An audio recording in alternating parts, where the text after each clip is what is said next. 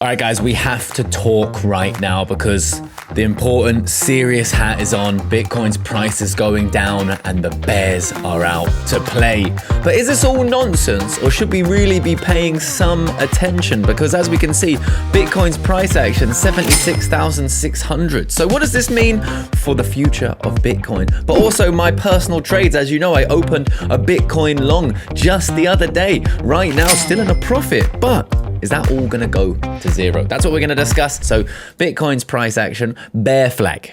We've been in the bear flag. We've been talking about the bear flag, but in fact, we've been doing the opposite of what everyone else does in a bear flag, which is go short, right? We've been going long, which is kind of wild, obviously, but it's been working, all right? So we had the one trade, about $65,000 of profit in total, 25,000 left in the trade. We got the new trade, about 22,500 profit in here with a break-even stop loss. The stop loss is in break-even because right now I don't want to take any profit. The trade is too small, but I would be happy to ride this up if it happens. This is all going against my actual base case, which thinks the bear market is going to continue. But because of the leverage data that I share with you guys every single day, I do think a short squeeze was imminent. All right, because right now, let's refresh this. That was 10.7. Let's see. Okay, now we're up to 11 billion worth of shorts. So there's more shorts coming in, but what's the important one saying? The longs.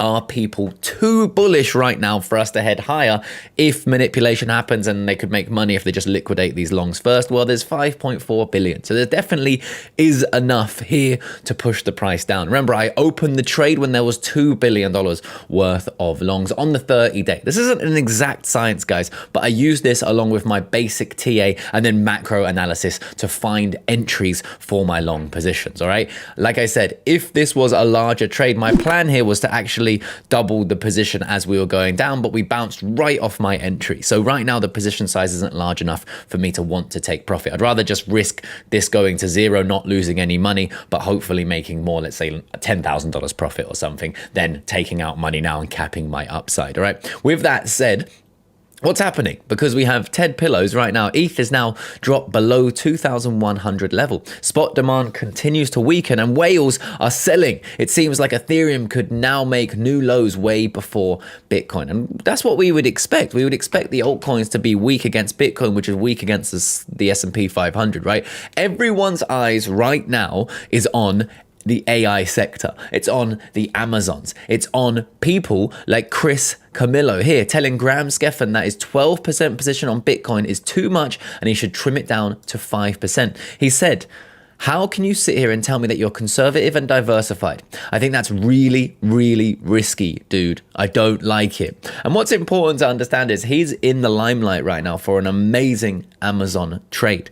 He got into Amazon when Amazon was down.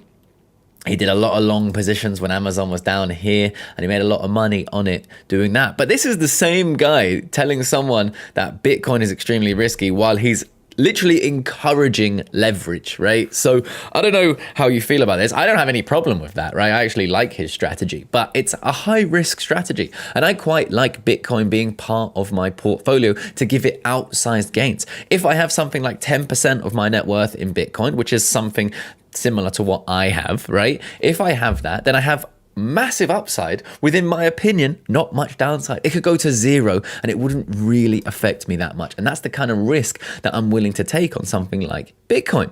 All right. And that's what I've always really done. Even back in 2017, I only put in 10-20% of my net worth. Now, at one point, at about 2021, almost 100% of my net worth was crypto because of the massive gains we made by positioning ourselves. And that's the key, right? You don't need to put all of your money into the market to still make great gains. You can still have a diverse portfolio and still make a lot of money, in my opinion. And I'll see you over in the private community.